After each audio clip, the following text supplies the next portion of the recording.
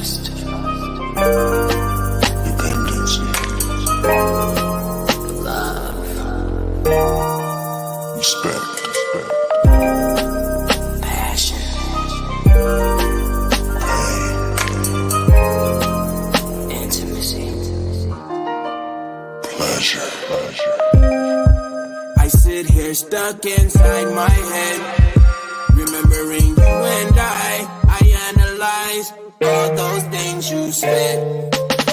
You told me you love me, you kissed and you hugged me, then you smiled, you look in my eyes and tell me that you'll always be right there.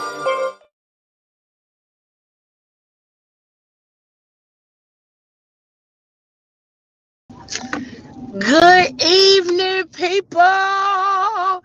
Did y'all miss us? Did y'all miss y'all favorite aunties? Tell me y'all did. I know y'all did. Y'all ain't even gotta tell me. I know y'all missed y'all favorite aunties. We is back. Yes, indeed. And I'm I in know one I of my missed favorite them. places. I'm in one of my favorite places. Y'all know I be in the car on Fridays Yeah, sometime. yeah. Hey, aunties. Hey, girl. This is gonna be a good conversation. Okay. Indeed, I am so indeed. excited. I am so super excited. If y'all don't know, I'm gonna tell y'all now. First of all, y'all gotta excuse my seatbelt, like, cause it's gonna keep going off. Cause I'm not finna put my seatbelt on, cause my stomach full. Okay. Oh no. First and foremost, I ain't good tonight. Okay, we ain't real good. That's what's up. But I do want to tell y'all that we finna have some real conversation tonight, and I hope y'all are prepared for this real type of conversation we having tonight.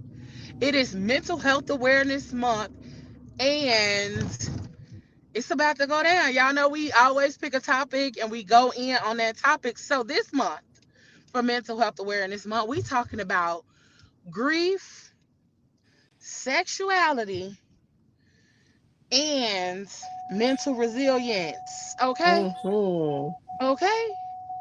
Let me see. That's the right one. Nope. Wonderful. It's this one. So we talking about Okay. intertwined journeys because these the paths that we are talking about tonight, you have to intertwine them.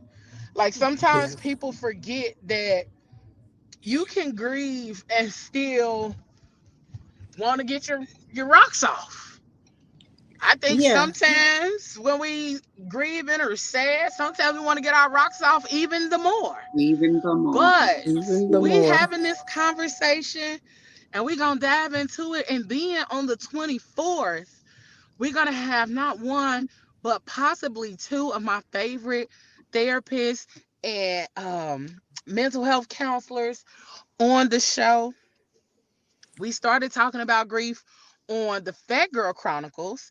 Y'all know the Right. Tuesday show. So we started talking about grief this Tuesday. And then we kicked off Mental Health Awareness Month a little early. So we started on April 30th talking Yeah. about mental health. So y'all know, like, that's one of my favorite conversations to have, favorite things to dive Yeah. into, Yeah. because it opens up so much and so many conversations that we really need to be having. And a lot of times we aren't having those conversations in the spaces that we need to be having them. So here we Mm-hmm. are, your Here favorite we are. aunties is Yeah. having them conversations. Yeah. And as y'all might be like, okay, who's the other auntie up here in the corner? That's Auntie Joy. That's our new auntie. Hey, That's one Hey, of our Auntie new y'all. Joy. aunties. I'm So excited. I'm gonna let her introduce herself to y'all, tell y'all all the amazing, wonderful things that she does. And she is so super dope because y'all know I don't fuck with no lame people. And I'm gonna let her tell y'all all of the dope things that she does. And then we gonna get into this conversation. Oh, and by the way, we sorry we late. I was out here, trying to mix and mingle and do adult things, and sometimes those things go over. So we a little late, but we still finna have the dopest conversation y'all didn't know y'all needed. Absolutely. Come on. But go ahead, Auntie Joy. Hey, y'all. I'm Auntie Joy. I hate talking about myself. So, I am a midwife here in Indianapolis area. Nice. Community midwife. So I work at home, in the home. That's where I catch the babies. I'm a mom. I have 5 little people. Mhm. What else? So, the parts and the pieces that make the babies, I kind of specialize in the area. More of course, the woman parts.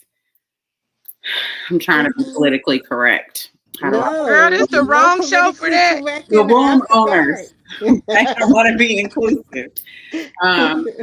So that's my main focus. But of course, deal with it all. Talk about sex and sexuality a lot in my practice. What else? I am the vice president of Indiana Black Breastfeeding Coalition. So I volunteer and work with them, teaching families about breastfeeding. And I probably do a lot of other stuff, y'all, but that's what I got. Y'all can follow me at thriving_with_Joy Renee, just to get a whiff of some of the creative things that I do, things that I share, writings. I've got more stuff coming, but yeah, that's me. I'm happy to. Yeah, that's amazing. Auntie Leo invited me, so I'm And excited I to be a part of did. the That's team. right. That's right. Welcome to the Aunties.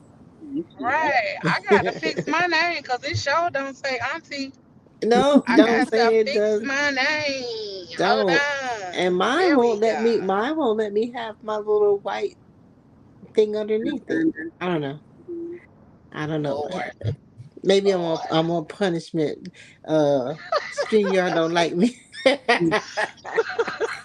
It said no. Not I'm on tonight. punishment. I can only have the pink banner, the pink one. That's Oh all right. We Lord. still see It's you in okay. We gonna figure it out. Mm-hmm. We's gonna work That it part. out. That part. Mama gonna work it out. Mama gonna work it out. Hey. So, so, as we are talking about um grief, okay?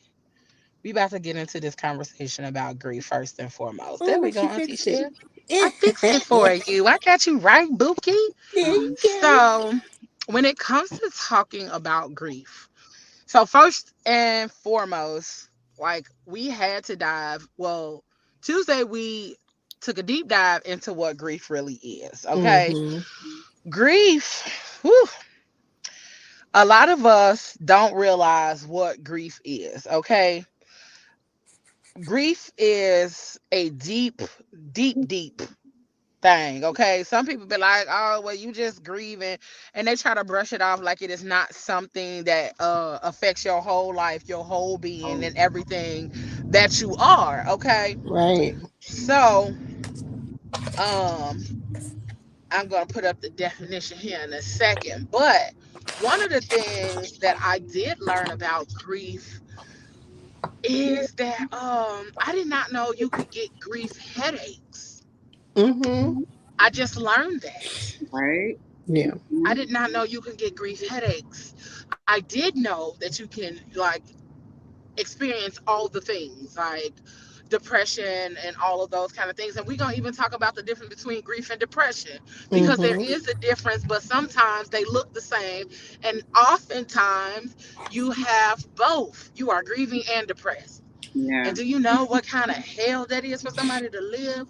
Listen, and I'm calling it a hell because I lived it at the same time. Lord Yeah. have mercy. Yeah. Thank you for the coming out. Okay, thank you for Yeah. the joy that came in the morning. Cause Lord. Indeed. Indeed. Whew. Indeed. Indeed. Yeah. So we're gonna talk about what is grief, and here we go. What is grief? Grief is an emotional loss. Most commonly, grief is connected to death and dying, but it is also related to any loss that we experience in life, work, money, relationships, play, hobbies, safety, physical capacity, or Mm-hmm. anything else we can lose. The Yeah. body and the mind react in a variety of ways to loss. And generally, the more important or significant the loss, the more complications there could be. Yeah. Listen. Yeah. I feel all of that. Right. And the crazy part of it is that until until Tuesday shows, I didn't realize that as well. Like, I know Auntie Mm. Leo and I, we talked for a while, and I was like, I just can't get this stick out of the mud. Like, I can't get it forward. And I know there was a couple things that was going on with me. I was feeling like so fatigued and just out of it. Like, don't even ask me to make a peanut butter and jelly sandwich right now, because I would mess that up and cry over it, right?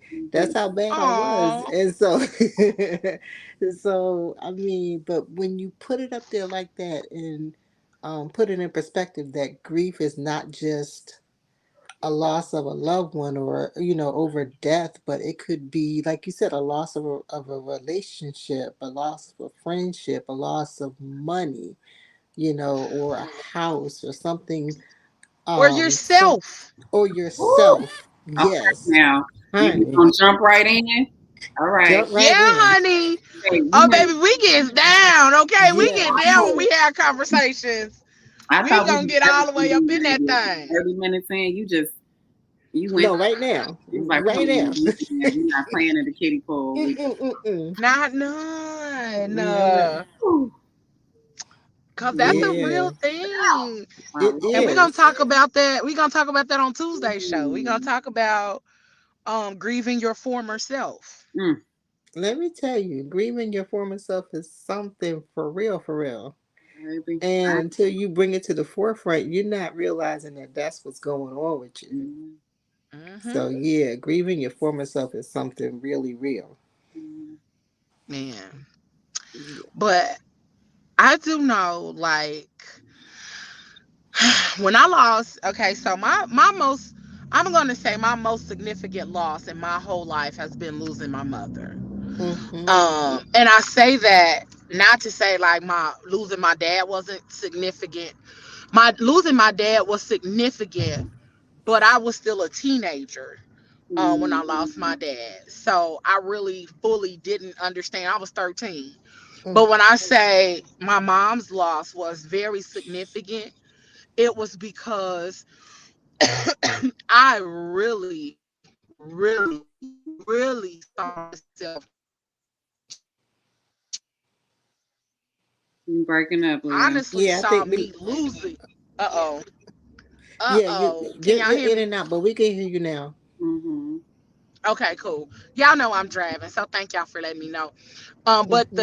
the real significant loss was my mom because I was 30 years old. Yeah. I was 30 going on 31. Okay. And I had never, not ever in my life seen my mom sick the way she was before she passed and all of Mm, that kind of stuff. And so it was like a whole lot. And I lost Mm-hmm. myself after that because I didn't know who I was Yeah. without her. Right. I'm like, who am I? Like, I don't have no daddy no more. Like, I knew who I was even after my father passed because I still had my mama and I could attach myself to my mama and be like, this is Yeah. who I am, this is who I belong to, all those kind of things. But after mm, losing my mama, I was like, I don't know who I am. What do you mean my Mm-hmm. mama not here no more? So Yeah. um that was my most significant loss. What about y'all? Well, you said such a key word, which is the word attach. Hmm. And to experience that detachment, that's something Whew. huge, and that's something major, right? It's like, And it wasn't it's something you almost like planned. tearing. You right. didn't Yeah. prepare It was for a it. Oh my choice. God. Mm, Right, right. It's like tearing Velcro apart, right? It's mhm, like, it's hard, it's noisy, it's painful. You know what I'm saying? So, Mm, um, for me, just recently, it's been my uncle.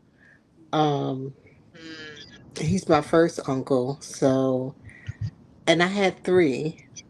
And I grieved them all very differently.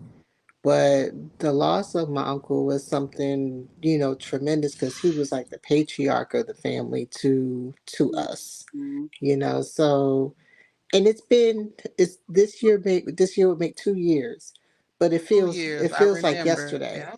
It feels like yesterday, and it hits me in waves, and It hits me at times when I'm feeling extra stress, or something like that. And I was able to find a funny moment, within this week. Something happened, and I said, "Oh, he would have said this," and then I bust out laughing to myself. Yeah. Um, because at that particular moment, I felt kind of his presence. And then when I went onto my Facebook page, up pops a Facebook memory of him. So I was like, okay, well, I guess Oh, that's just one of the ways, that I get to take my memories and turn it into, something that's going to make me smile. But it's going to take a long time, for your memories to turn around and, make you smile, because I miss his presence so much. The detachment is something that I'm not taking very well, and I didn't expect it to hit like like it does. It really impacts me quite a bit. But yeah, that's for Okay, one. Michelle, I'm gonna ask you like my doctor asked me. Mhm. My brother passed away, my mother's oldest son, in January this year. Mhm. Sudden, super traumatic for all of us. Well, I should Wow. say for all of us. It was very traumatic for me. Um, Mhm. and I had a doctor's appointment towards the end of January, and I was just telling him, I'm like, I am not okay. Um, and he's like, "Are you supposed to be okay?" So when you period. said, it was hard, that detachment was hard for you to, and it's like, is it? I forget what your language was that you just used, but is it supposed to be easy? I think that that's part of what makes grief so difficult in our society, Yes. is that we don't make space for it.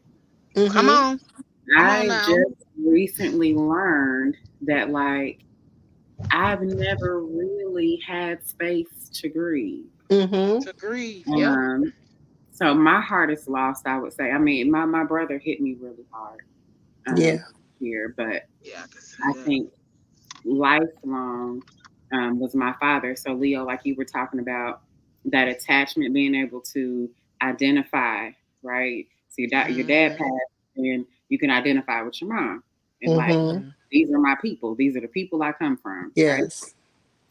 My dad passed when I was 11, and my daddy was like, whew, he was my favorite person. He was my person.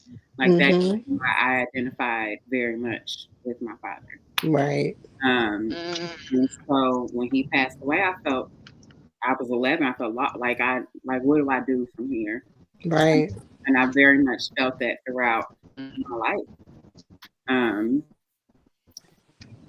so yeah, I didn't, even being that age. I remember one night being really upset and crying and just missing my dad. I was young, maybe 12 at this point. And especially in our community as Black folks, we don't grieve well. Mm-mm. I mean, I think, the funeral thing, we might do well, in the sense that, like, that is our space to cry, to have that communal grieving moment. But then after that, it's like back to business as usual. And Yeah. some of that is our history in this country. Being enslaved, we couldn't grieve well, right? It's like, somebody died, you had to keep working. You know, Yeah. the cotton got to be picked, the sugar cane got to be chopped. Yeah. The things we got to keep going. Uh, Yeah. and so then that's kind of been passed down. And so I remember my mother telling me when I was having that moment, and she was like, "Well, he's dead. Get over it." Mhm. Now, okay, me and my mother have had conversations about this, and so we've worked through it. But what that has told me, we lost her. What Mhm. That's okay. me as an adult is that she also didn't learn how to grieve well. Right. Exactly. So she wasn't able to hold that space for me. So that is very much something that I've had to figure out for myself. Mhm. And I'm still figuring out for myself to make it okay to be in a space of grief. Right. Let it and sit with those feelings, right? Yeah. Um, so we're not supposed to be our normal selves when we are grieving, whatever it is, whether that's a death, whether it's loss of job, income, whatever. Mm-hmm. I think that we actually compound our issues. So when we get that duality of grief and depression, Yes. I think sometimes that comes because I just lost somebody. When my brother passed away, I didn't stop. I couldn't That's stop working. It wasn't um, the nature of my job and what we had going on. The other midwife I worked with got sick the same day my brother died. mm, And so nobody had crazy, but I was still very much on high alert if somebody right, was. I couldn't just be. I mean, I was devastated, and I couldn't be in that space. And so right. when we're not able to sit with our feelings and work through them, work them through our bodies and our nervous systems, and we're stuck. That's right. That's right. And that's something real important to recognize because just like you said, um, when the death happens, right? For me, anytime somebody passes in my family, I look around at people around me. Like I can go to the grocery store and everybody's like doing their thing, right? And for me, it kind of makes me angry. Like, how dare everybody walk around and have a normal life, and my whole life is in shambles? Like, how Listen, you dare hear me?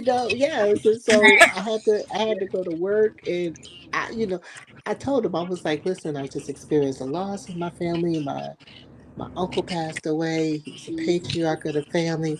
And, they give you the obligatory, I'm so sorry to hear that. Yeah, But then in the next breath, we have But make sure you bring your motherfucking ass to work. we have these deliverables that's on the table did you that see needs my to be done email? by Friday, right? Right. So it's like, okay, we understand your sadness, but we still expect you to do X, Y, Z, and Yeah, ABC, yeah, right? And so when you said, do you make space for it? You kind of don't have a whole lot of room. Like there's a teeny tiny corner in the page of your life that you could give that to, but then everybody else is still expecting you to be on yeah. and popping and all this other stuff.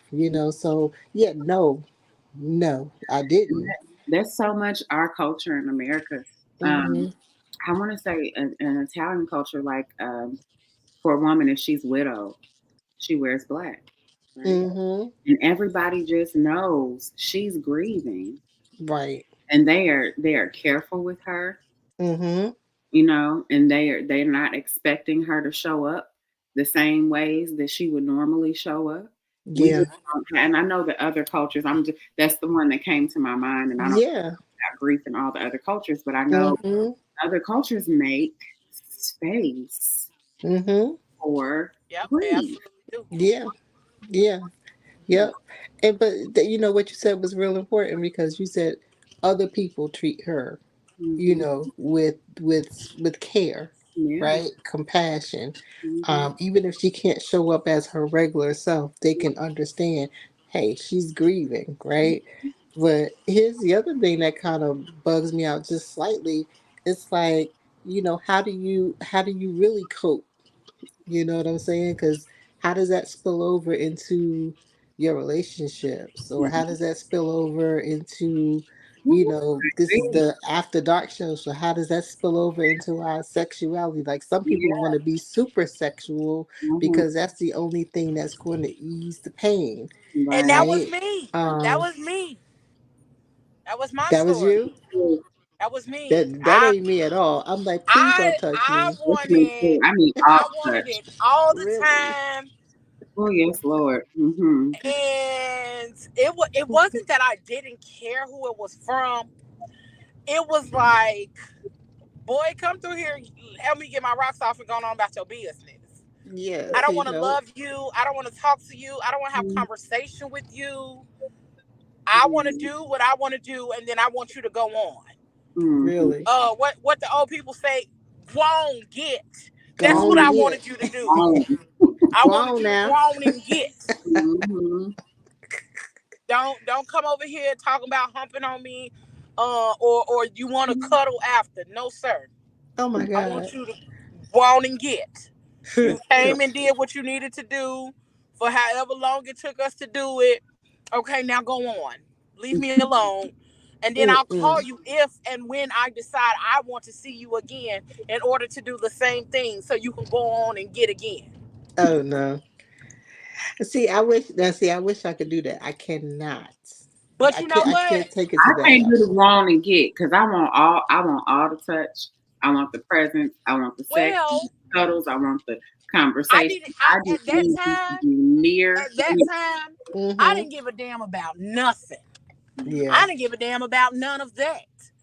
I don't even want you to cuddle me because I don't even know if I feel like being touched, Mm, other Mm-hmm. than for you to put your mouth on my lady parts and put your man parts inside my lady parts very and then go on about your business. Don't ask me Yeah. to put my mouth on your man parts good. She said, because "I'm the happy. answer is I'm no. reciprocal." So one sided. It was. It was. I was very selfish, like Mhm. very, very selfish, and I knew this, Do you know? and Have I you been? didn't care. Have you been able to like now that you had some distance from it as you reflect on it? Do you know why maybe you were just like I don't want any of the other, like I don't want the intimacy. I just want Oh, I absolutely know why. Because on the other side of it, it was just I just needed something to feel. I needed to feel something Mm-hmm. Mhm. other than sadness, other than grief, other than anger, other than disappointment, other something other than what I had been feeling, and I Mhm. did not want to exude emotions or I didn't want to have to care Yeah. because everything that I cared about no longer existed from Mhm. what from at that point in time is from what I thought. Everything I cared about no longer existed. So I don't even want to care about you. And I don't want you to care about me. I Mhm. just want you to care about what we came here to do, sir. And then Mm-hmm. that's it. That's all. And then you can go on. And Yeah. looking back at it, I did experiment a lot during that time. Because Mm-hmm. that's when I used to just be like, okay, I want to try this. So you're gonna be the person that I try this with. And Mhm. you can't tell me no. Cause what is no? Right. Mm-mm. Don't Mm-hmm. tell me no. Like this what we doing. Yeah. Mhm. Really harsh, really like You breaking up again, boo. Can you hear us? they thought something was sexy about me being in that space. And I'm like, y'all really don't know that I'm grieving. Right. Y'all Right. Right, really don't because know. Like I'm really over here fucked up, but I'm Ain't just there something else? but Like dude was being dominant though. something inside of them that could attach to yeah. that. Yeah. Mm. I think they felt it was sexy because you were being dominant. You were saying, "This is what I want. This is what I need." Um, and you were kind of like the top person. You was like, "No, this is hey, do this, do this, do that, and do that." And to some people, that's quite sexy. And you know, Um, some women we don't really do that. no, not really. No. Typically Yeah. we're more submissive. Right. And then we Exactly. so yeah, I can see them being like, yeah, girl. Exactly, exactly, exactly. And I was on the other side of that. I was when my previous significant other was grieving, they said the same thing that Leo said, like I just need to feel Yeah. something. But the way that I received it, like now that I'm a little bit more mature, I can understand what that statement meant. But when it hit me at the time that it hit me, you just need to feel like what the heck, what are you talking about? Am I just a rubber doll? What you talking about? Like, Mm. like so I was like, get off of me, please don't touch me. Like, no. Yeah. And I've now I understand that could have been kind of wrong to deny that, because if that was that person's coping mechanism at that time, I probably should have let that happen.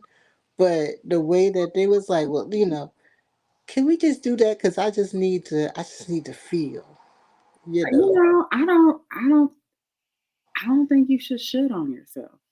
I Mm, think that um if that didn't sit right with you, it didn't. even though we have our ways that we need to cope, when we're involving somebody else in that, Mm-hmm. you know, they still have a choice whether they want to participate or not, whether Indeed. or not their position in your life. Like, Yeah. it didn't feel good to you. No. I was getting ready to. I was getting ready to, like, be submissive in that moment, but it got messed up with what they said. Yeah. And I said something. I was like, "You really want to do something after we just expect?" Because like the death, um, it wasn't sudden, but we was kind of hopeful that the person was going to turn, and it was making a positive turn. And Yeah. then next thing we knew, we got a call, Yeah. and like still within that night, it was like they wanted to be romantic, and I was like, you want to do something right now? Like, we just got this horrible bad news, and like, how can you turn this on? Yeah. And they said, well, I just want to feel. Mm-hmm. I was like, no. Yeah. Please don't touch me. I mean, it also sounds like that you were grieving too, because if you were Hmm. this, so Definitely, because it took me as a shock. yeah. Yeah, it took me as a shock to get the news, and I believe it was within that night that we got the news that it was like, roll over and then let's do something. Mm-hmm. And I was like, And you said what? you don't really want to be touched when you're I grieving, don't. right? No. You shut it all down. So y'all were having two very Different Yep. experiences. that's the thing. Like in relationship, my a previous relationship, we were very different in that stress Mhm. and I'm like, please touch me. Oh, please, please, please, Mhm. please touch me. I need all the touch. Like it Yes. moves my nervous system. Help me. Yes. I need Yes. help with this co-regulation, right? Right. And there were things that I would do, have my own coping mechanisms that didn't involve anybody else. But I'm also like, especially in relationship with somebody I love, like I want you close to me. I want that comfort. Mm. They were very much like, absolutely not. Mhm. I need my space. Leave me alone. Like Yeah. go through the motions will very much show up, in all the ways. Gonna work, gonna Yeah. cook, gonna clean, gonna tend to the children. Yeah. But like that's it. Yeah. Right. And that was the way of like, I love y'all, but like Right. this is what I need for myself. Um Right. that was a hard you talking about having to sit through your feelings. I was Mhm. like, oh my Mhm. just woo. And I Yeah. think that Yeah. was the difference for me, why I was the way that I was, because I wasn't in relationship with anybody. I Mhm. think if I had been in relationship at that time, I would have wanted all the affection, all the love, all the hugs, all the kisses, all of the everything. But because I wasn't, and I wasn't even like dating anybody at the time, like this was literally, Yeah. mm, I moved to Indianapolis in September of 2014. My mom passed in June of 2015. Mm-hmm. Wow. And then not only did my mom pass, it was my mom, my cousin. Uh, then I lost my job. Then October rolled around, I lost my uncle. Mhm. Then I lost somebody. I can't remember who the other person was. And then January of 2016, I lost my best friend Mm. So and yeah, we have that been was best friends since like junior year of high school. right. So it was just like one thing after another. And then it was like, I don't care about what. Mhm. Tell me what I'm supposed to Mhm. care about. Right. So I Yeah, think that that was was that why was I was super in such a impactful. space of like, I don't want none of that intimacy shit. Like, I didn't want people to get close because I also felt like the people that got close to me or the people that I truly loved, I was losing them ever so rapidly. So, Yeah. no, don't get Yeah. close. Yeah. Yeah. Don't get close. I just need you to do this thing that you were made to do, Mm-hmm. Mm. Mhm. Do Amazing. this thing that you were that made you to was do. made for. That's what it's Woo! made for. Like, You be man and I be woman. Mm. Mm. you Tarzan, me Jane. Like, Exactly that part. Yeah, we got to break it all the way down. let's just get to the basics, bruh. Mm-mm. Yeah, yeah, yeah. That's real though, because it's scary. That's a frightening place to be. You Mm-hmm. know, how can I attach myself Yeah, Mhm. to someone else when I've lost all of these people that are so dear? yeah. That's right. It That's was right. What scary. if you leave me too? What? Yeah. Yes. Oh my goodness. And I Yes. already got like, and that's the other part too. Like when I'm in therapy, and you know what I'm saying, I'm realizing like I have attachment issues. Like I don't like losing friendships. I don't like Mm-hmm. letting people go. I don't like none of those things, and it's just Right. because even when I was younger, I lost a lot of family members, uncles, cousins, all of those kind of things, and so it was something. Grief and loss is something that I've dealt with for almost all 40 years of my life. And then to lose my mama, I was like, I never thought this day would come. Right. Like this is the Right. day that I could not have imagined. Or like, kind of work your way to getting, and that sound bad, but you work your way to kind of getting over all of the other loss. Like Mm-hmm. your mother is a loss that is consistent. Like, Absolutely. and for me, That's so real. for Woo. me as a woman, Mm. it's like, and I'm gonna be like fully, completely transparent. And I think I talked about this on Tuesday, but like I just started working back in childcare, Mm-hmm. and one day, can y'all hear me? Yeah, you kind of went away for a second, but we Ah, hear you. We hear you. Oh, she gone again. Oh Mm. man, she stopped at the the one day, No, but no. Okay, wait. I my kind of know alarm where went she. Oh, off, there you go. There and you it go. threw everything off. So Mm. I just started working back in childcare, and so I'm working in the baby room, and I'm just holding this cute little chunky thing. And Mm-hmm. I'm like, oh my God, this baby is so chunky. And I was like, my mama used to love chunky babies because my mama used to think, oh, you being fed well. Let me feed you some Exactly. more. Like Yeah, that was yeah, her yeah. thing. She loved chunky babies. My mama loved people.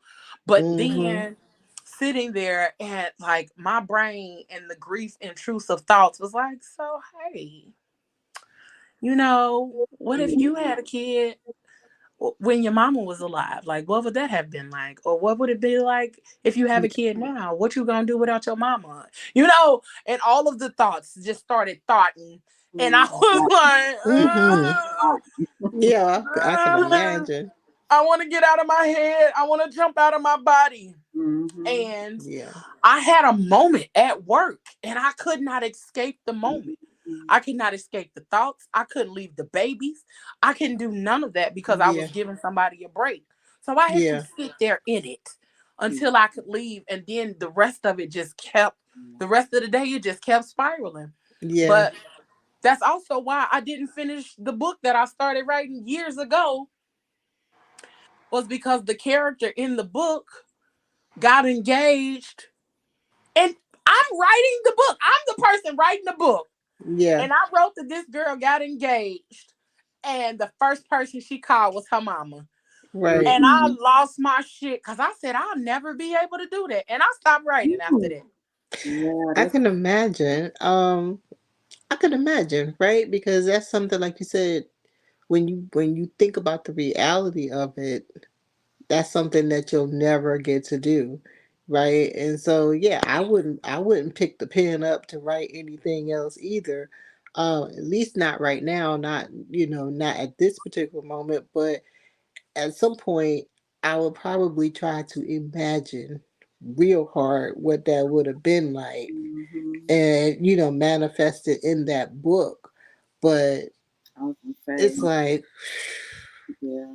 it's Well, that's art deep. heals, right? Yeah, it does, right? It does. Art does heal. Mm-hmm. Yeah, because like really the only thing that's ever gotten me through any of my grieving moments have been music. Mm-hmm.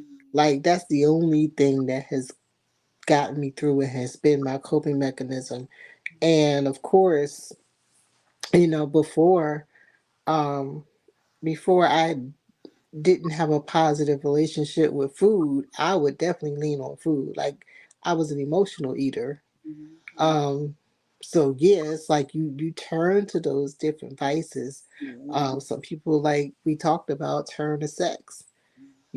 Some people turn to food, some people turn to drugs, unfortunately, So you got to find that out, but then you still got to be present for your family and whatnot. Your family, your friends, you just can't detach all the way, you know. Oh yeah. Mm. My brain is doing so much. Y'all just said a lot. Okay. Yeah. Leo, you started with calling grief intrusive thoughts. Mm-hmm. So very familiar with intrusive thoughts. Okay. Mhm. I have them all the time. So, but grief intrusive thoughts. Man, 'cause I was just telling my ex-husband actually earlier today, it's Mother's Day weekend. He Yep. lost his mother. Um, and he was like, man, like, I didn't expect this to be so hard. Hmm. And I was like, grief is a funky bee. Okay. Mm. Cause she will come up in your brain so fast. Yep. And so I mean it's like a rushing mighty wind. You Yeah. having the bed, like you said, you was looking at that little cute baby, Mhm. Mm-hmm. like, oh, this little cute, she's so delicious, Yeah. and then all of a sudden your whole day is wrecked. Yeah, that part. Baby, listen. Intrusive. Ooh, oh my And just like I like the way you said it though. It came in like a rushing wind. Like you can't stop that. Like it's gonna hit you. You God. can't stop You the don't see it coming. rain. That's how they feel. You can't stop the rain. Exactly. Oh my goodness. They really just come in and beat your ass real quick and be like, all right, I'm Yeah. through for the moment. Yes. Yeah. It's like no mas, no mas, no mas. Don't hit me no more. Good Lord. You gotta wave the white flag sometimes and just let the shit happen. Shit. White And flag, red flag, black flag. all of them. Then when you don't, so you talked about grief headaches. Mm-hmm. That's what happens when we don't. Then we start to feel it. Our body Ooh, baby. will then begin to manifest that psychosomatic. I mean, you talking about chronic pain? Mm-hmm. Tell you, chronic pain Yeah. all day, every day. Oh, but you know I'm breathing what? right now. When I tell y'all my body hurts because I, I can't do. I have to sit. I just got to sit still. There's not Mm-hmm. really anything I can do to change, and it's like situational kind of shit. Mm-hmm. I mean, yes, I'm still, kind of reeling from my brother, but this Yeah. this particular grief is like situational, and it's like I can't do. I just got to sit here. I Mm-hmm. have faith, but I'm grieving. There's so many layers that onion around. Mm-hmm. Yeah. It's like every day, sometimes moment to moment, I'm meeting a new circumstance that's reminding me Of of that grief. the situation, Mm-hmm. Yes. right? And so I'm like, I can't get away from this. I can't walk away from my life. That's what I want to do. Mm. Mm-hmm. Take me on sabbatical. I'm done. You hear me? Yeah.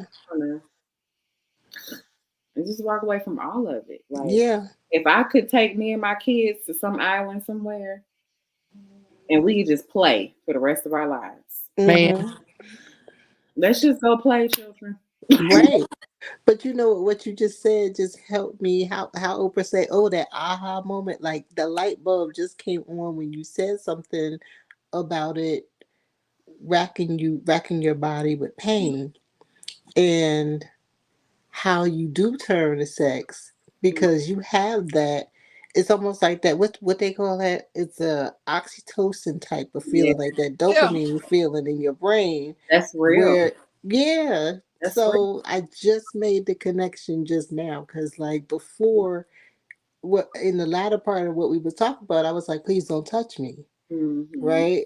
But if I would have connected, oh, you could have a couple of moments, like 10, 20, 30 minutes where Mm-hmm. you get that dopamine feeling, I Yeah, could see why people will turn there yeah, right there. So that's real. I had a partner, so I suffer with chronic migraines. Um, same, me too. I have one right now. Mm. And But you're on the show? yeah, so I'm a midwife. I said that right. So Yeah. I'm on call pretty much always, unless I'm on vacation or it's my weekend off. But also I've been a mother since I was 17. Mm-hmm. I was having migraines before that, but like I had to. It's like either you quit life or like you push through, and that's Yeah. my mother was very much like you push through, right? Yeah. There was no space for grief. And so that's what I learned from my mom, the women in my family, even my father. And so I Yeah. just put it on the women, up until he had cancer and I had a project due at school. And Mm. that's chemo. He would leave, he would pick me up from school, go to his chemo treatments. He would take me home. I did my homework. He had extra homework for me. And he took me to Michael's after his chemo treatment. Wow. And he was so I could tell, and I was selfish. I was 11. Yeah. Could tell that he was struggling, and he ended up losing his bowels on our way home. He was Mm-hmm. so hard to hold it, and he was just devastated Yeah. by that. But he pushed through to get that done for me. So that's what I know. That's what I come from. Mm-hmm. And so pain, yeah, I just always had it, and you just go. But I had a partner, and that ended up, he brought that to my awareness of like, and I knew that I would say like, okay, like I need some relief. Mm-hmm. Help me out here. Um, and then that became issue in relationship. Like, yo, I am not a pain pill, Yeah. And so thankful that he was like, yep, come on, what are we doing here? Right. Mhm. Bringing that to my awareness, but it's real. And it's a double-edged sword of like, and that's why we need awareness because Mm-hmm. sometimes that's okay. It could be healthy. Yeah. Mhm. But then there's a line, right? And it's like, okay, but what else? What else do you have? What other coping mechanisms can you have? Because sometimes Right. it's a bonding moment in relationship because we're meant to heal. We need people Mhm. Mm-hmm. of ways. That's why we have so many different kinds of relationship, right? Yeah. Facts. So yeah, that can be it could have been like, oh, okay, you know what, I love you. And there were moments like that where he's like, I want to help you feel better. Yeah. It hurts me seeing you hurt. Right. It was a beautiful moment. Yes. But then it got distorted. Oh, my brain is doing so much, y'all. This conversation is giving me life. It's good though, right? Right. Audre Lorde has an essay where she talks about the difference between erotic and pornographic. Right. Ooh. Mm. Okay. And so in those moments where it was a mutual, like I'm hurting and he's like, oh, baby, I love you and I don't want to see you hurt. So let me help you relieve this pain. Right. That's eroticism, Mm-hmm. right? Okay. Both together in that In the intimate moment. sexual moment, right? For a purpose. Right. Pornographic is me like, yo, come on. Like That's I what I was Right. on. Get I it was like, popping. pornographic. let's get it. I don't really care about how you feel. I just need some relief. Get it Come popping. on, you know, I man. needed some who's is this? Who's is this? Who's is Listen, this? Who's Exactly. is I need to feel. Help me feel better. I need to feel something different than this agony. Yeah, but my friend just brought it up to me a few moments ago that That's like that scene in Monsters Ball Mm-hmm. where Make me she's feel good. exactly Mm-hmm. Because I really think that I know all of my vices were bad. Like after my mom passed, like if it wasn't sex, it was alcohol. Mhm. And I was like, I am so grateful to God that He brought me on the other side of all of that. Because baby, Mhm. like I was drinking all the time, like all the time, and trying to work and trying to like so many things happened. Yeah. And it was just like, oh God, I'm so grateful. Yeah. And honestly, just sitting up here having this conversation and thinking about it, it's like, God, I'm grateful for so many things. I'm Yeah. grateful that like I don't have liver or kidney failure. I'm grateful that I Amen. ain't got no like no deadly sexually transmitted diseases or none of that. Like we Yes. was using protection, but sometimes it would just be like, boy, I said what I said. Let's go. Like I ain't, Yes. you know what I'm saying? And so I was reckless with Right. myself. I was reckless with myself. And then it was so crazy that the dudes allowed me to be so reckless with them. Like Yeah. Mm-hmm. y'all allowed me to be this reckless with you.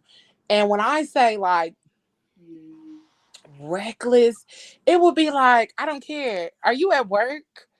I well, as soon as you get off, like come over here, cause and Mhm. then you can go do whatever you need to do after that. But like, I'm a priority after work. Mhm. Mm-hmm. Mhm. And so sometimes I wish I could still have that kind of attitude, but not with the recklessness of it. You know Right. what I'm Right. saying? Like I'ma say with the certainty in who I am. Like, you know what I'm saying? And that's the other thing about about healing though, is that as you heal, you don't desire all of the randomness and all Mhm. of that. Like, Yeah. and so I was even talking to my therapist and even my business coach and mentor about like sexuality and was like, I'm healing. And it'd be like, I want to be sexually free and do Mhm. all of the things, but it's also like, I don't want all of these people touching me. Right. I Right. don't want That's all of these right. people to access me. I don't want all of these things that make me feel like I'm being used. Mhm. And it was like, it's such a conflicting space to be in Yeah. because you're like, I mean, it's just sex. But then the other side, the heel side is like, bitch, but you know, it's just not. It's Right. Right. not just sex. You Right. know that it's a whole bunch of other stuff than them Baby. parts touching. Mhm. So, and then I'd be like, okay, you said put it on the charger It be them round table conversations with Mm. yourself. with And you be yourself. like, you know what? Exactly. I'ma just go on and plug it up Mhm. and not put Have this y'all phone Right. down. seen J Lo's movie, the music, that long meter music video she did on Amazon? No.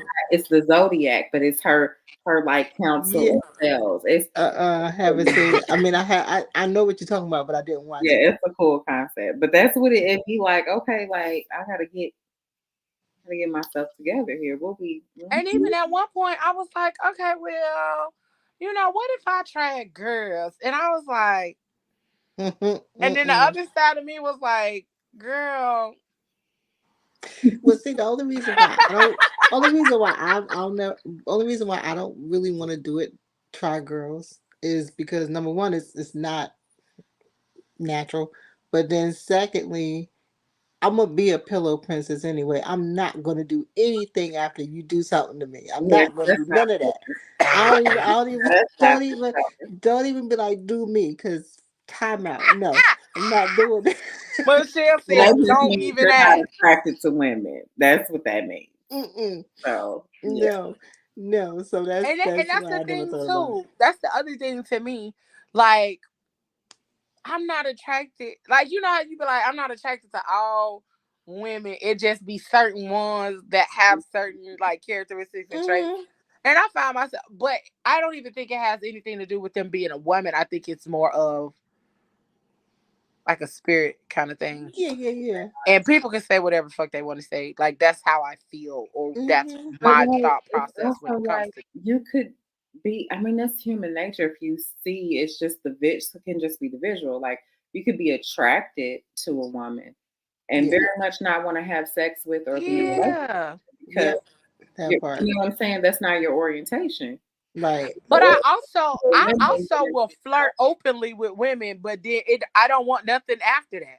Like I Yeah. just like the exchange. Like I Yeah. like trying to talk shit and preparing my mind to be able to think outside of my normal. And I'll flirt all fucking day and all fucking night, and then still be like, okay, Flirting is cool. Let me fun, go though, call just in Craig. general.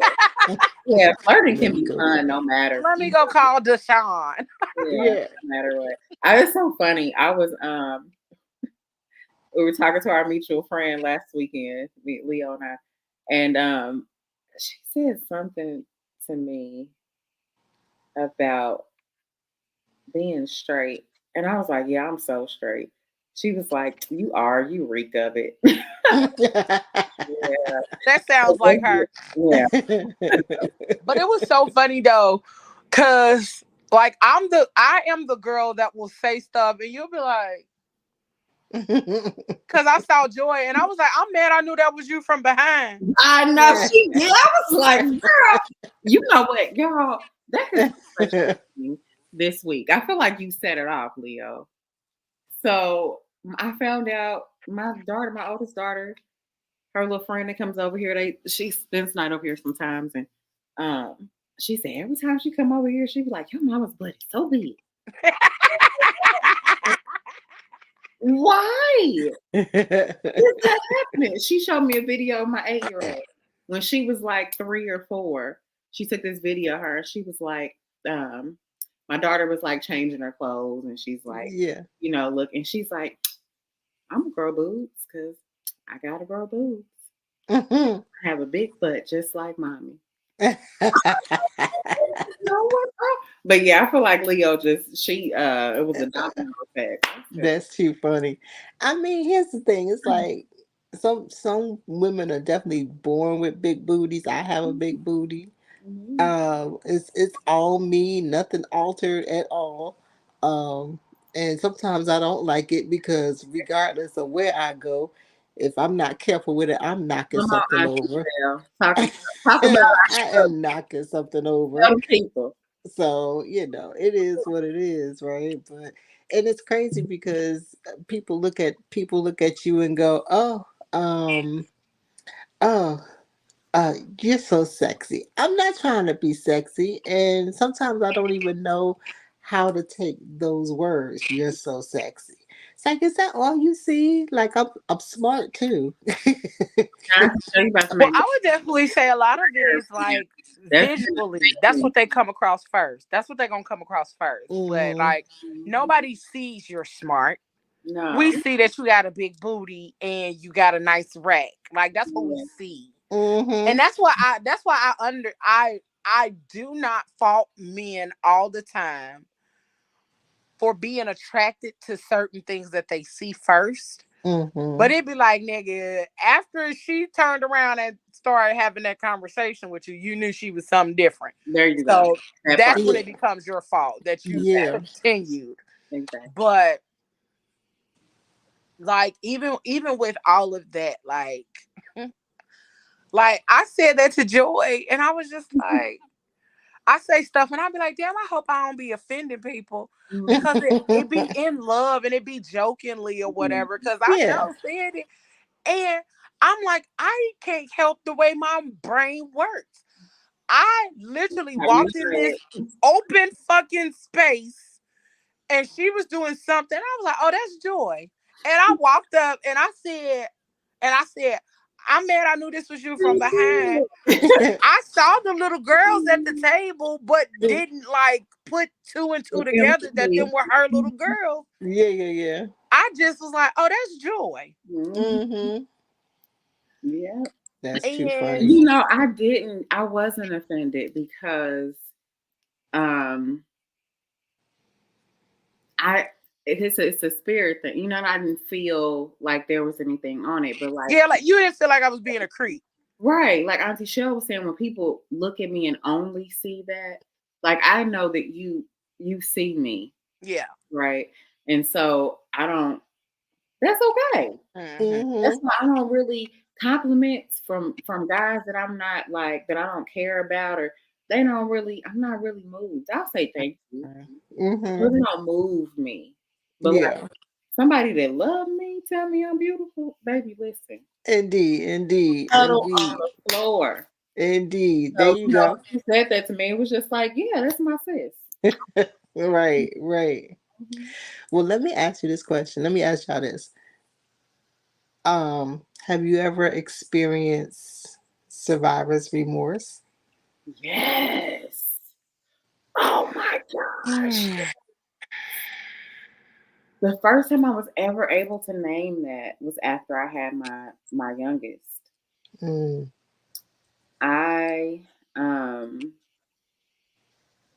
you know, no situation's perfect, but we like to do comparative suffering. It could be worse, right? Mm-hmm. mhm, Or they got it better than I do. Um, had this baby, and I had been able blessed to have the birth experience that I wanted with the people in the room that I wanted. I had her at home and in this very bedroom. Like yeah. it was the birth experience I wanted. It was the most safe I ever felt giving birth. Um, and I was able to have. I had 8 weeks off, paid with my full salary. Mhm. Um, I also planned to have a postpartum doula. So she came to my house and she cooked for us and she cleaned and she did my laundry. She Wow. entertained my older kids. I had friends that were coming, and she was my hardest baby, so I really did need all of this, absolutely. Mhm. But I struggled to just be with my baby, even though that's what I wanted. I said, this time is my last time. I just want to be with my baby. Mhm. Don't worry about anything else. And um, I remember I'd be like feeling so guilty because I'm like, there are so many women that don't have this. Mhm. Right? My mother didn't get to have this kind of care. Right. I just felt guilt, and I'm not at work, and I know that I'm needed at work, but I'm Yeah. I'm collecting my full salary. It felt wrong, Mm, and yeah, yeah. that's Mm. exactly what I felt like it was survivor's remorse. Yeah. What about you, Auntie Leo? Girl, I'm sitting up here thinking, I'm like, have I? And I don't think that's what I felt. Mhm. Um, I'm really trying to think if that's what it was. I don't think it was that. I feel like there was just guilt, just overall guilt. Hmm. Like I wish I could have done more. I should have done more. I should have been more attentive. I should have went and saw my mama more. I should have called her more. I should have did this more. But like Mhm. now and looking back on things, and even like a video popped up the other day on my memories um of like one of her Mother's Days, and we took her out to dinner and we gave her this box of tissue because she was crying, and we was like, you always crying. And Yeah. it was a tissue sticking out of, but as soon as she pulled it, it was money, like, and the money came out like tissue. And she was like, ah, I got to screaming and all this other kind of stuff. And so we were very intentional about making her feel loved and making her know like we appreciated the fuck out of her. Yeah. And I tell people all the time, like, I had an amazing fucking childhood. Like, I had an Yeah. amazing life. My mama was very intentional.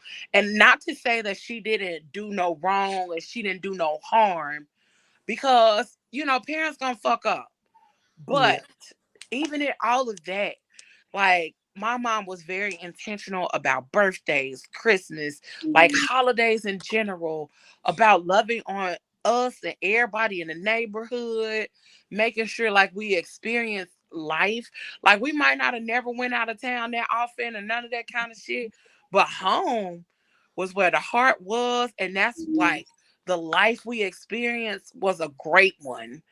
Like Mhm. even when the motherfucking like when we had like snowstorms and blizzards and shit, Mhm. like she even knew how to make that shit fun when the lights went out. Oh, Yeah. everybody go get some out the refrigerator and go put it in the snow. Let me get put this shit in the snow. Like, you know what I'm saying?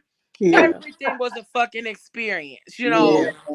And Yeah. it was like I just felt a lot of guilt because as I got older, like I was the only one who didn't go away to college because I was scared to leave my mama. Mhm. I Mhm. didn't want to leave my mama. Um and I stayed with my mama the longest. Like after me and my ex broke up, I went back home. I'm gonna go back to my mama. I don't, Yeah. I'm gonna go back home with my mama. And I Have you- stayed with my mama. And then when she moved here, I was getting ready to move somewhere else, but I ended up staying here. And I Mhm. was like, well, but I ended up having a bunch of guilt.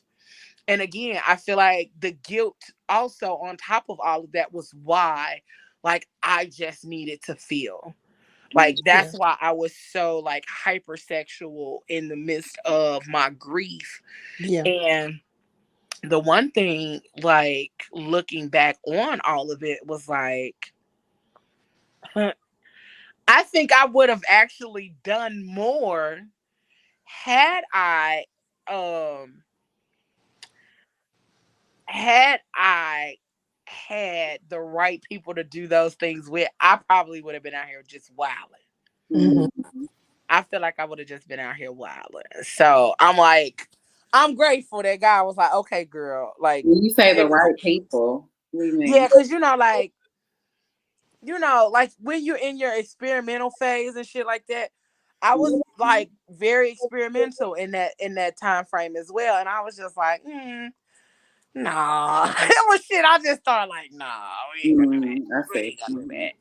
So it was just like, I think if the right Mhm. opportunities would have presented themselves, I probably would have been out here doing a whole lot more shit. I And then Mhm. would have just tucked Yeah. it under the rug, swept You that would shit have under been the like rug, like, pineapples. Somebody would have said I guess. pineapples. swept that shit under the rug, like, don't ever bring that shit up. Cause it's a Mhm. dude now, like, he was one of the ones, and like he's my Snapchat friend or whatever, and like he'll see my story and he'll bring something up, and Don't remind me. Right. I'll be like, nigga, I'm a different person now. thank Exactly. you. I It, I do have that. Do evolved. that. Take the pen and do that Jedi mind thing across. Yeah, like what? How dare you? Exactly. You no Nigga, I longer need a Men even in Black know me, thing for sir. real. You don't Cause even what? know me anymore. Right. Like Exactly. I'm a different that woman. Leo was a different Leo than is now. Like, Bruh, cause I'm Exactly. like, and mm-mm. he say the weirdest shit, and I be like, sir, go away.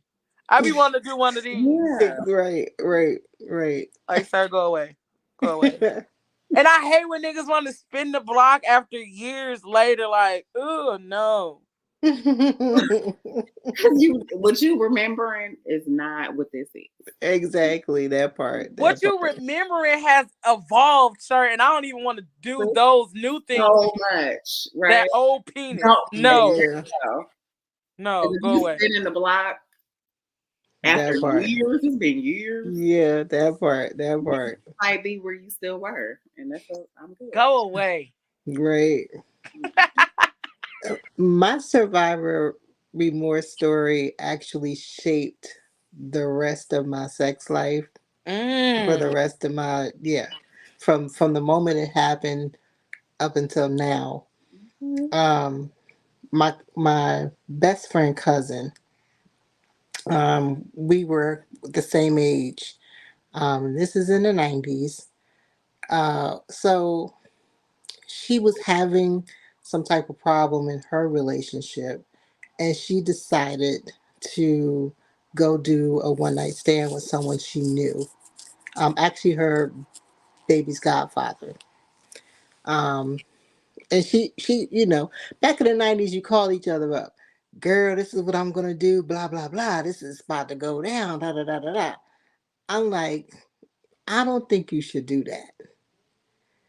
She was like, mm-mm, nope, I know this person. I had a crush on this person. He's my son's godfather and I trust him. Okay. I couldn't stop her. There was no stopping her. She was going to do what she wanted to do. And she came back and told me, this is how it went down. And just, she felt satisfied that it all happened or whatever. Shortly after that, a couple of months after that, she started to get sick. Mm. Flu like symptoms, you know, something very similar to what we know as COVID today, right? Flu like symptoms, feeling really bad, whatever. But, we were both plus size girls before plus size became a thing. So we were like, no, we're going to get on our slim girl shit. We're going to, eat tuna fish and crackers and salad and walk. Not the tuna and crackers, because then Tuna fish and everybody think crackers. tuna is the saving grace when you get Boy, ready to I said lose weight. it used to be. That's Well, like, we could Tuna have and salmon, that's gonna save our fat asses. go save us, yes. Yes, yes, yes. And she worked in the hospital, so she always walked. And so she was like, Shell, I'm starting to lose weight. Like this tuna fish and cracker stuff is working and whatever. She's like, I haven't really been having an appetite. I have been feeling kind of sick or whatever, but I think it's working. I'm mm, like, okay, bet. Me, I'm always a hustler. I'm always working somewhere far, right? So I had like a whole hour and 15-minute commute from DC to Virginia by metro. Mhm. And so I got really busy where I couldn't go and see her. And she didn't live very far from me. It's just that because I traveled at crazy times of the morning to get to Virginia at a certain time, and to get back, I got back home like 9 o'clock. So it was really retarded my hours. Um, and by that time, I had my son and everything, and still had to pick him up from wherever he was and everything. Um, cut forward to my aunt, her mom, calling me and like, well, she's in the hospital.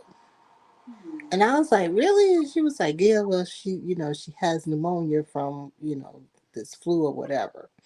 So I'm like, she was like, you got to get up there to see her. And I'm like, okay, Auntie, I'm going to see her. But of course, me hustling, bustling on the metro, 2, 3 buses at a time, and a train just to get to work.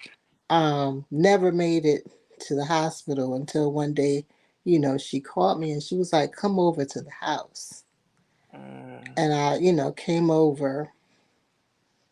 No, I did make it to the hospital. I'm sorry. Let's go back to the I did make it to the hospital. But now I'm in the hospital and me not catching on to what's actually going on. She's in the hospital and she has like this breathing. I'm like, what's happening? It's like, yeah, I got this. I don't know what I caught. I got the pneumonia. I'm not breathing right. I'm sick. And I'm like, well, when do you get home? And she was like, I'll go home in a couple of days. I was like, okay, I'll come over and see you. Finally, when I come over to see her, she drops the bomb on me to tell me that she caught HIV Mm. from the one night stand. Damn. And it quickly blew into the autoimmune deficiency Mm. syndrome. So I watched her go from heavyset girl like me to very thin young lady. And in her last couple of days, she shared with me, she was like, Shell, please take care of yourself, when you're out here doing stuff. She's like, don't do anything unprotected. She's like, I wouldn't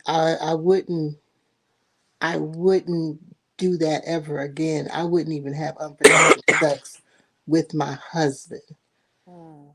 So she left that deep impact on me. And of course, when she passed away, it was just like I felt survivor's remorse because I mean we were so close. You know, I said please don't do it. She did it anyway.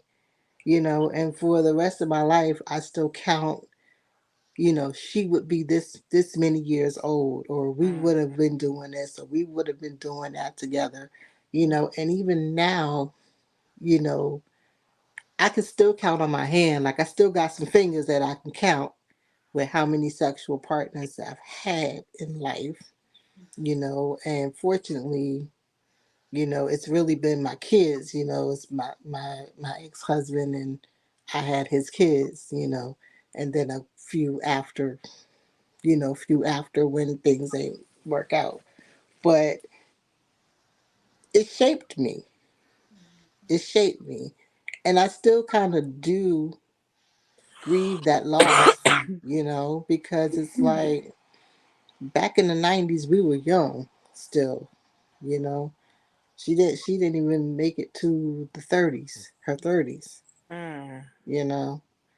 And it's one decision, one bad decision, you know what I'm saying? For with someone who you say you trust. When you have that trust factor with, when you lay down with someone, you trust that person. You try to, you The should. level of vulnerability. Yes, Yeah, that, that's hard. They're not trusting. that. You are being vulnerable.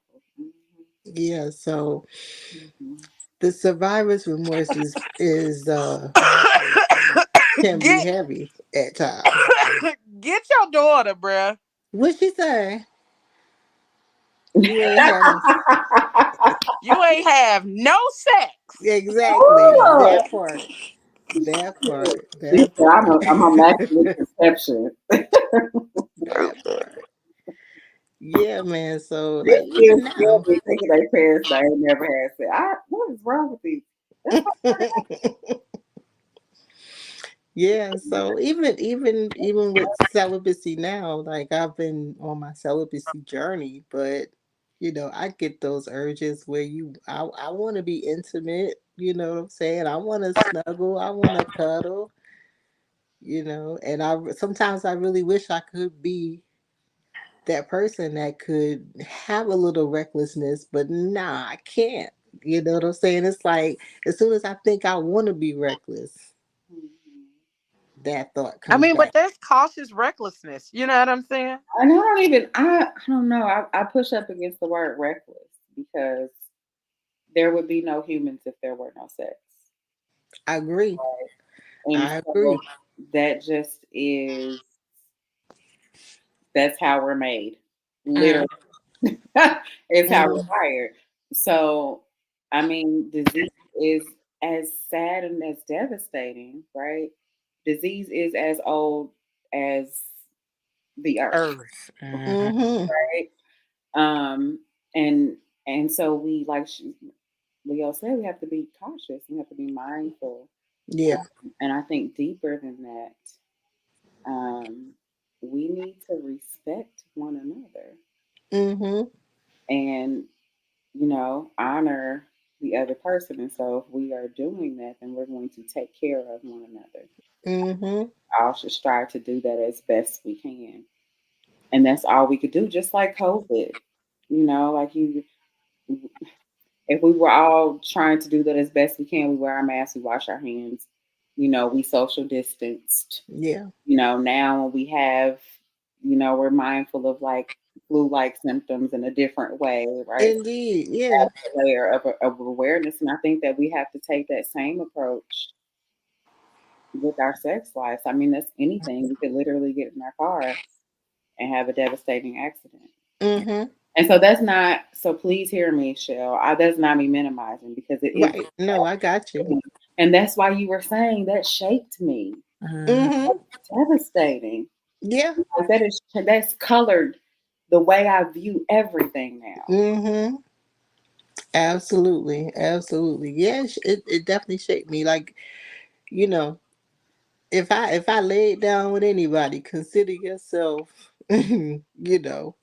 a little bit up on a plateau because I'm like, yo, I can't.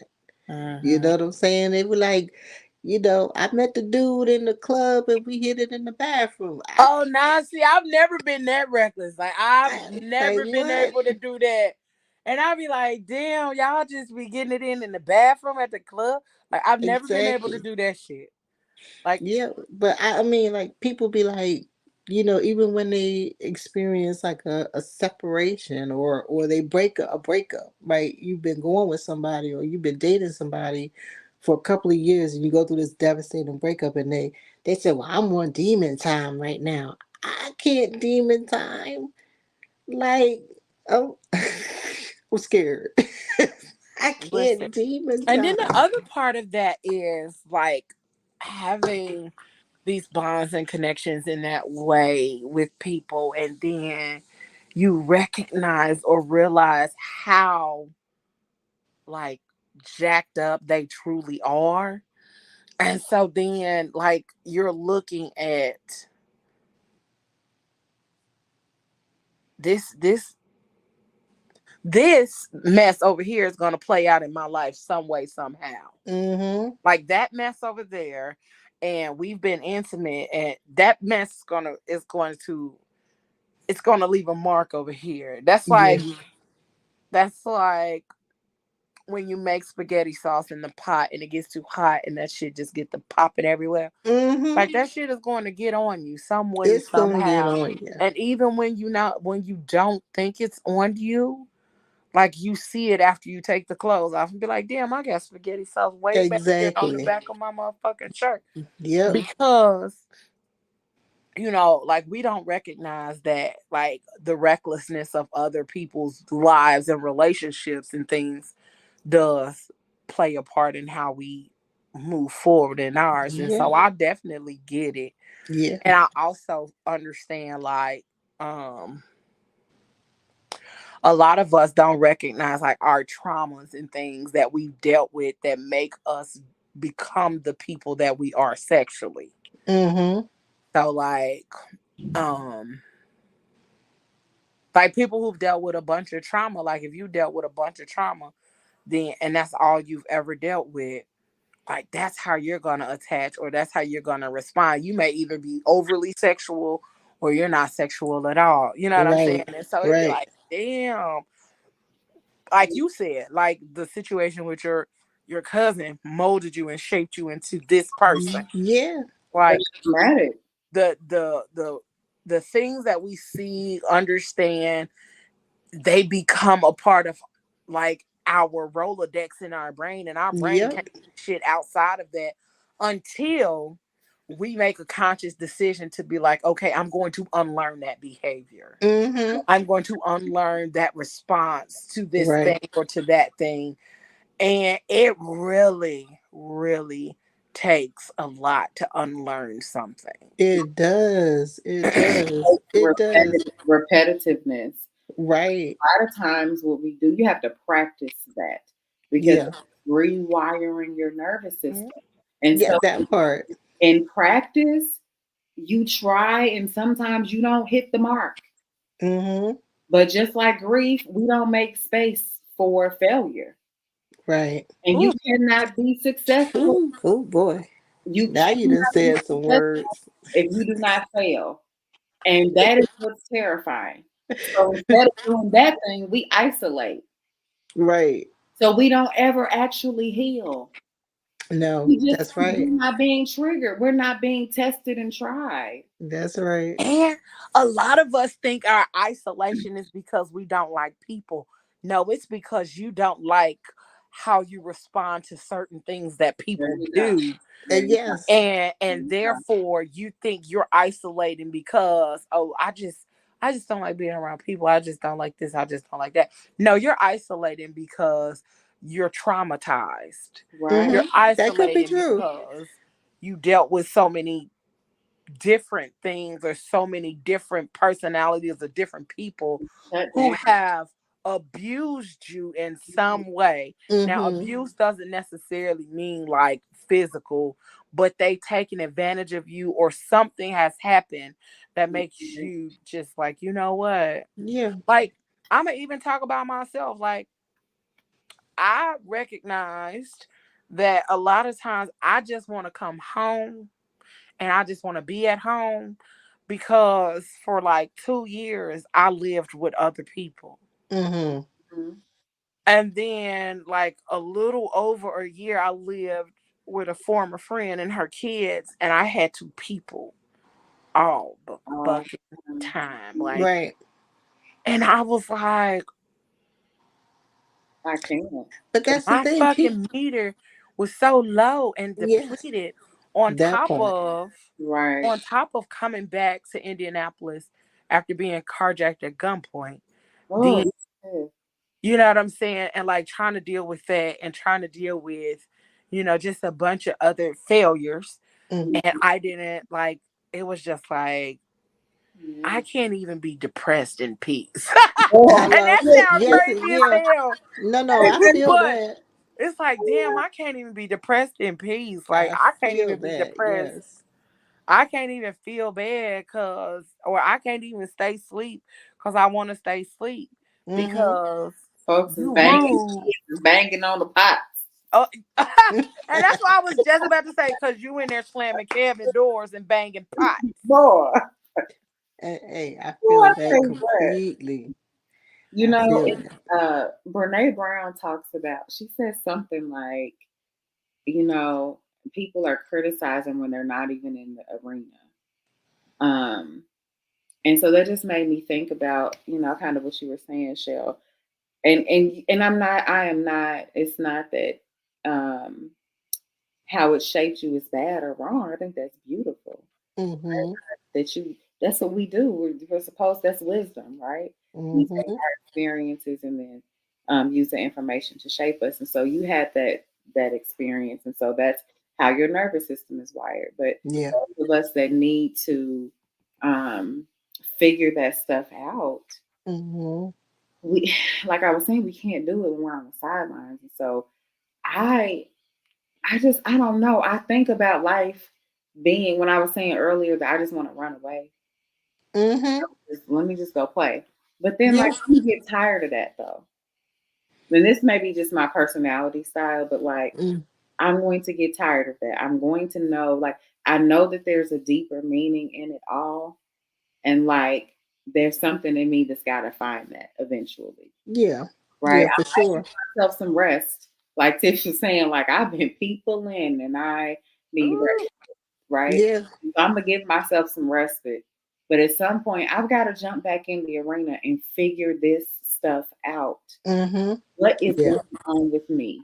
Like, and Yeah. I can only do that by practicing and failing. Mm-hmm. And that is terrifying. As fuck. Oh my That part. God, it's That part. so fucking scary. Yeah. That part. Yeah, because like, Leo and I had a conversation like probably last week. And I was like, I just need to get the stick out the mud and be able to go forward. You Mhm. know what I'm saying? It's like, ooh, I could be sitting there and I could be doing something, and all of a sudden it's like, I feel like this heavy, it's like a heavy jacket on top of you. You know what I'm saying? Like a heavy metal jacket, like it's holding you in. Mhm. And it's like, I need to be able to go forward and do some stuff, Like the you know? depression kitty. Like you might not even watch Big Mouth, but that's what depression was on Big Mm, Mouth. It was a Mhm. big fat ass purple cat. Mhm. And the cat would go and lay on one of the kids. I forgot which kid it was, but mm, that was what it would like, okay, no, I want to get up, but it's like mm-hmm. the cat is literally just Oh Yeah. goodness. Yes. the Awful. cat then laid on top. You know how a fucking cat just, Just let. Yep. Yep. Yep. and that's how it did. And that's Yeah. how I definitely understand. That's why. Yeah. I'm the type of person that I like to control my environment. Yeah. You You know what like I'm to saying? control Like, everything, I Auntie. know I do.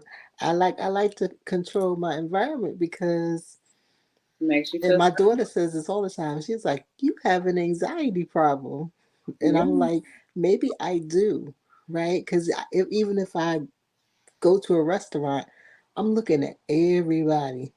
I'm looking at what they doing. I'm watching the door. I'm looking at that person in the corner because they look like they arguing, and are they going to get up any second and flip that whole table over? Like, my brain is always doing something. Yeah. And so, but when I'm home in my environment, Yeah. I'm in my homeostasis moment. You know what I'm Mhm. saying? I'm like back to here, you know. But I can't stay here. I gotta go out there.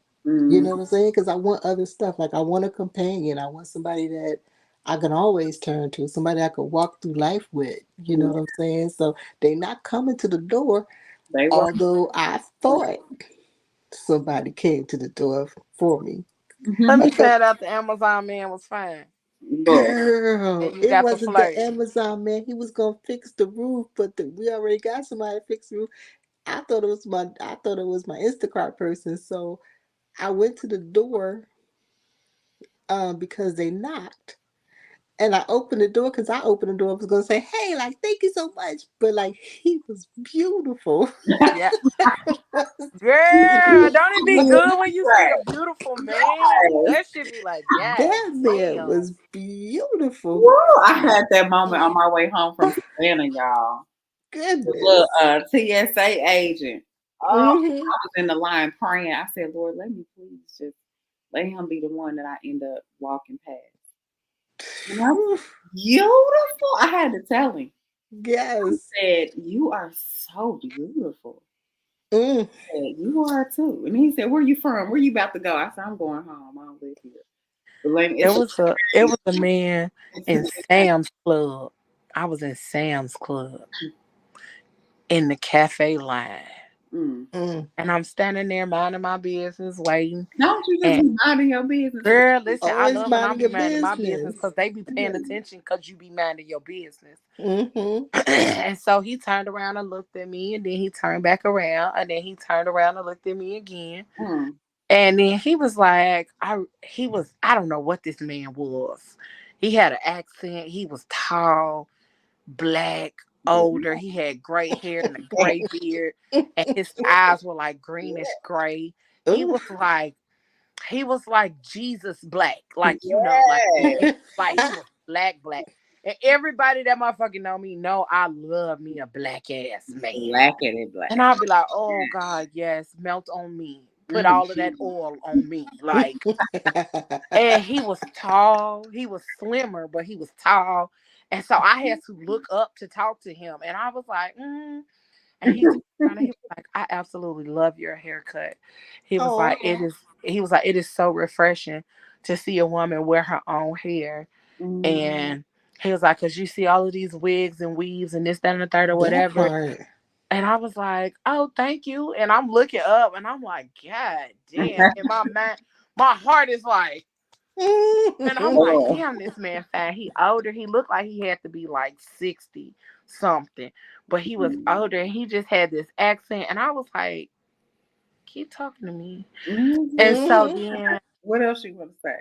right, because I was like, I'm I'd listening. have been like, "Can you say the alphabet for me?" and we just got to talking. And then he got his stuff, I got my stuff, and I went on about my way. But the funny thing about that is black people be ear hustling Or that part. because it was a dude behind me, right? So he hit a whole conversation and we going about our way. The next day, I'm going in Family Dollar. He like, you following me?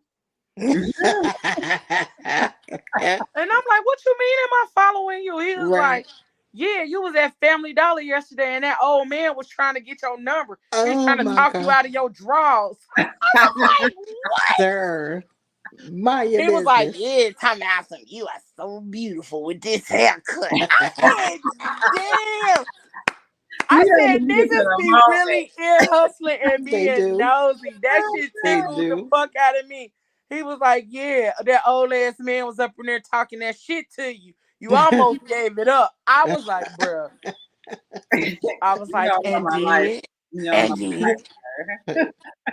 I was Say, like, get out my bruh, not you business, was. Stanley. He was all in the business life. because he was standing like, when I say right behind me, people in Indianapolis don't have no personal space boundaries. They So No, when I say he I was that's the right can't. thing. behind me, That's the he, thing. I he was cannot do literally that. like right behind me. And so me and like I said, me and the man was just talking, but that shit was so funny. And that man was so fine. Like, Mm. ooh. And I was like, Lord. And I went in Sam's Club a couple times after that, was like, let me see this fine ass old man. and I'm finna get him my number. Mm. We finna Yep. have an old ass baby. Like, A old ass baby. That ain't funny though. Them old ass babies. I can't say what I want to say. Never mind. look, we finna have an old ass baby. Shit, that man was fine. But I love me a chocolate man. They make my heart happy. Oh yeah, for sure. Mhm. Especially a For man like sure. darker than me. Listen, Hmm. Oh, that TSA agent was good and short. Man, we all got our preferences though, man. Mine is a tall man. I Mm. just like them black. Like I love a chocolate man. My sisters used to. My sisters used to talk about me because I used like I didn't care if you was ugly or not. Like Mm. if you had some beautiful fucking black skin, you Mm, had a chance. really? Like you had a chance, nigga. Your skin is beautiful to me. There's Hmm. something about that. And they used to talk about me so bad, like, girl. So you was bugging out in the Wesley Snipes era, huh? Yeah, like Wesley Snipes ain't fine to me. But I love me a black ass man. Mm-hmm. Yeah. Like Kofi from But you know what though, Tia? Queen Sugar. You know, Yes, they but can he clean is up handsome though. well. Kofi from Cream Sugar, now listen. But they clean up well. Even if they ain't like the finest thing smoking. It Baby, be when they put that shit on. share cut, okay? Don't let them throw on a suit. Mm-hmm. Listen, come on, and smell good too, please. Man, Yeah. let me slap my drawers in your pocket. Okay? Cause sir, Not the pocket, though. in the right here, in the lapel. No, I was The gonna handkerchief be a pocket pocket. square. Make it a handkerchief, baby. There you Cause go. sir, yes. Oh Don't like yeah. to sweat. That's funny. Listen. I love it. But it like all of that shit, like we don't even realize like all of the things that Yeah. play a part in how we become who we are and how even like the grief plays a part in that. All of the other Yeah. stuff like be making us like be a certain way. And it's like, yeah, damn. And Mm-hmm. okay, Alexa, come on, it's time for bed. Man, She's like, hey, wrap that up. Hey, wrap wrap this. that shit up, B. Wrap it up. um, but it's like all of those things, and when you start unpacking all of that shit, it'd be like, oh, It's heavy. how much more is coming out this motherfucking suitcase? It's heavy, man. It's heavy. Look, ugh, It is because heavy. I don't want to do it. It's a lot. It is heavy. And for all of those, like for the people that's watching or tuning in or listening, like the fact that there is joy on the other side, there is happiness on the other side. Like just keep going. Yeah. Yeah, and That that's should be that's a raggedy. word. That should be so raggedy. But there is a lesson in that shit that you're in. Like it's something you're supposed to learn while you're Yeah. in the thick of it. Yeah. Yeah. Like while you're there, there's something for you to pay attention to within yourself, within your world, within your environment. It's a lot of lessons that are going to come out of that funky, fucked up, rough ass Yeah. space For that you're in. sure. Yeah. Yeah. For Yeah. sure. For And sure. so like I tell a lot of people, and I don't even know who I was talking to, but like give yourself grace, be kind to yourself, be good to yourself, and then also recognize that you have to not just be good to yourself and be kind to yourself. You got to give yourself the love that ain't nobody else gonna give you when you in that space. Mm, Right. that's good. You got to be like, all right, cool. I don't know what this is. And I don't really know what I'm going through, but I'm finna love on me. I'm finna change up a little bit. Like I've started in my mornings. This is how I start my mornings to make sure my days go better. I start my music with I start my days with music, and more than Mm-hmm. likely it's jazz. Mm-hmm. Cause it's something about the music, something about the way jazz just mellows you out. Like it helps you Yeah. to focus. And I Yeah. take my showers in the morning. Mm-hmm. Like I take them in the morning now because it helps me to release like all of it. I Mm, take them at night too, but in the morning there is something about a morning shower mm, Yeah. that's real. that Feels refreshed. helps Yeah, it me to does. It refreshes reset. you. Mm, Yeah, Yeah. like it It helps me to refreshes you. reset and Yeah. it does something different. So that's how I start my day. Even when I don't meditate, the fact that I listen to that music, it definitely does something for my day. And like we gotta start paying attention to ourselves enough mhm, to know like we're not ourselves. And everybody ain't gonna self-regulate, and I know that now.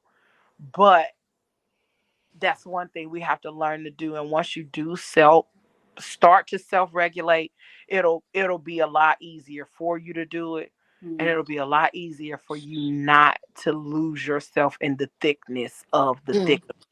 Mm-hmm. um, Mm-hmm. just bringing mindfulness. Like I think listening to the jazz and taking your morning shower, it requires you to bring mindfulness to what you're doing. Yeah. Mm-hmm. Yeah. Jumping up Yeah. out of bed, throwing some water on your face, brushing your teeth. You know what I mean? Just having that really quick routine.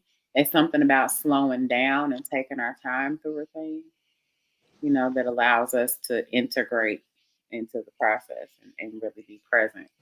Right. That's Yeah. beautiful, Leo. Thank you. Like my mentor, our favorite person, is like she was the person that made me recognize like I have the power to control my day. Like Yeah. we always say that shit. We always say it. We always talk about it. But she was the person that made me really like apply it Yeah. Mm-hmm. Mm-hmm. and Got be away. intentional about it. Like, Mm-hmm. well, what time do you gotta be at work? And because I used to like my last job, I used to be like, Lord, I gotta get up and go to work. I gotta drive and I gotta sit there and do nothing. And, it used to be dreadful in the morning to go to work. And so I'm Mm-hmm. like, okay. So then she was like, okay, well, don't think of work as work. Think of work as a thing to do on your list of things to do for the day. Oh, Mm. okay.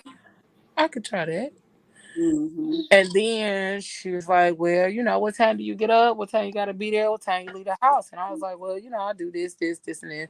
She said, well, you can get up, play your music because, you love music. Play your music while you make your breakfast or while you take your shower or while you sitting there doing nothing. Even if you want to sit there for a little while and do nothing before you start your day, have your music going so that you can do that. And I'm like, okay, I can do that too. And so I just started implementing some of those things, and it was just like, have your music playing and have you a cup of tea or coffee or Yeah. make your breakfast. However, whatever it is that you decide to do, is just do it, but also don't make the day about um Work. What you're grieving about. yeah, about grief Yeah. or work. Don't make it about those things. Make it about you and your day and your routine and Make even it at about night. you. Like Say that again. even at Yo, night. make it about you. Even Right. at night, make your Yeah, night about you. that's really good. I like And so when I come home, like it. sometimes I'll be like, damn, I gotta do this, I gotta do that, I need to clean up, I need to do that. If I don't feel like doing it, I'm not gonna do it. I Very come home and if I always have to decompress after work because I people all day now. yeah. So I come home, I get out of my clothes, I lay across my bed and I watch cartoons for like an hour. Mm-hmm. Yeah. I wiggle my toes and those kind of things. But it's just cause that's what helps me to come down off of the day, off of people. And I try not to talk to nobody within that hour that I'm home. I try. Cause I Right. really be needing that time to like, no, I don't want to talk to nobody. I don't want to deal with nobody. I Yeah. mean, but even if I do talk to people, I try to make it a good conversation or something like that. Mm-hmm. Something fulfilling. And that's how I choose to like start. I mean, even in therapy, I told my therapist, I don't want to not be in the midst of people or things anymore that make my life hard or that don't come with reciprocity, or if I always got to be the one doing the work, I don't want to do it no more. Right. Yeah. I don't want to do it no Shout more. out to the people that are staying in with us. I know we over. We Yeah, we normally. later than usual. We Yeah, yeah, started a yeah, little late. yeah, yeah, yeah. Yeah. Shout out to the ones that's hanging out. Yeah. We better wrap it up in a second. Um, but yeah, I'm sorry I kind of went on a rant there, but that's just kind of I get it. I get it. I get it. No, but that's very good. Those were very good points. yeah, that's kind of Um. like that's what she told me, and I was like, I just kind of implemented. Sorry for the rant, y'all. And my Mhm. brain is like, I'm slowly getting sleepy. Like Yeah, I'm yeah, yeah, slowly. yeah, yeah, yeah. Yeah, it's definitely past our time, but Listen, Alexa just told me it's time yeah, to go to bed. It's she time told for you to bed. wrap it up. But Aggressive. I mean, what definitely one of the things that I do to try to cope is I do lean on the Bible a lot. Um, that has been, and when you really do get into, if anybody is an avid Bible reader, when you really do get into it, you do feel like you're having a conversation, with a higher power, higher source. So that is a good outlet, a positive outlet, um Hmm. to rely on. But then, like you said, self-care. I think Auntie Joy mentioned self-care and stuff like that. I mean, just try to keep that type of thing up. And just your best isn't going to look the same every day. Hmm. You're not going to show up being your best. But if you got out of bed and brushed your teeth today, Come you on know now. what I'm saying? That might be the best you could do that day. Yeah. That's it. Absolutely. Hmm. That shit is real, y'all. So It definitely is. thank y'all for tuning in with the aunties. We gonna finish this conversation. Yeah, I mean, we might be back next week if the aunties feel like talking next week. But if not, we'll be back on the 24th. Hmm. And on the 24th, we are going to talk about sexual anxiety Mm. Oh, because that is a real thing. Mm. it And is. a lot of people do not have the conversation about sexual anxiety, and Mhm. also how the things that we've been through as far as grief triggers some forms of sexual anxiety. Mhm. Like, I know y'all like this some deep shit. I know. It is. I Yeah. was definitely not expecting to go that deep today, but I mean, It is. if it's And gonna so, help one person, then I've helped one person today. Mhm. absolutely. And that's the Yeah. point of the conversations is for us to just talk about it and really reveal a lot of things that us as Black people don't normally talk about, Hmm. because these conversations are necessary for us to become our best and better selves. And how Yeah. can you be your best when you don't even tap into the things that made you your worst? Absolutely. The shadow work. It's the shadow work. We try to cut out those darker, those shadowy places and not deal Hmm. with ourselves. All of that makes up who we are. That's not. Hmm. It's not a bad thing. We just have to seek to understand it and then offer it some compassion. Yeah. Right. Some of those parts have protected us in order for us to be here. Like that's Yeah. what sometimes what coping mechanisms are. They keep us going. Yep. Yeah. They keep you safe too. Yes, honor Safe Absolutely. from yourself. Yep. your whole self. And I'm ready to let some of those things go so I Absolutely. can be my favorite self. Yes. Hmm. Yes, Lord. Hmm. So I hope this conversation helped somebody. I hope that it did what it was supposed to do. I hope it gave you some understanding of yourself, some of the things you've been through, whether it's trauma, drama, or whatever. If it's lost, I hope that it has given you a space to start looking inward more and really figuring out who you are, who you're becoming, and who you were. so Mm-hmm. that you can become your favorite self. And I say favorite self because we can become our best self Yeah. and that still not be our favorite self. Yeah. So becoming your favorite self. And so we hope this conversation was what it needed, what you needed it to be for you, because it was exactly what I needed it to be for me. Mm-hmm. And so we will be back to have another conversation on Tuesday. And then on the 24th, we will be back as well to talk a little bit more. So we thank y'all for tuning in. We thank y'all for learning the things, talking about all the things, and even the sidetracks and the rants. Okay. Thank y'all for understanding Indeed. the sidetracks and the rants. Okay. Indeed. They happen on both shows. So it's always going to happen no matter what. Absolutely. Uh, so we thank y'all. I want to say for all of the mothers that are watching, Happy Mother's Day this Happy Sunday. Mother's Day, Happy Mother's Day. beautiful. Yes. Happy Mother's Day. And yeah, before we go, I got a word. Life never went easy on her, and she didn't go easy on herself either. She is strong, and you can see it in her eyes. You can sense it in her voice. She believes that her body can physically rebuild and heal itself. I think that's because she knew how to recover by herself after life had broken her. She knows how it's like to be underappreciated. So if you can't see the beauty in her quirks, if you don't think that maybe she might be a little piece of magic, don't you dare and say that she is just a girl, because she's a masterpiece. And on Mm. that note, we about this Period. thing. I love y'all. We appreciate y'all.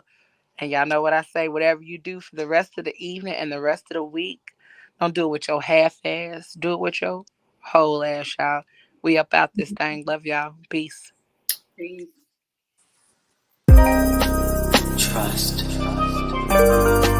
Dependency. Love. Respect. Passion. Pain. Intimacy. Pleasure. I sit here stuck inside my head, remembering you and I analyze all those things you said.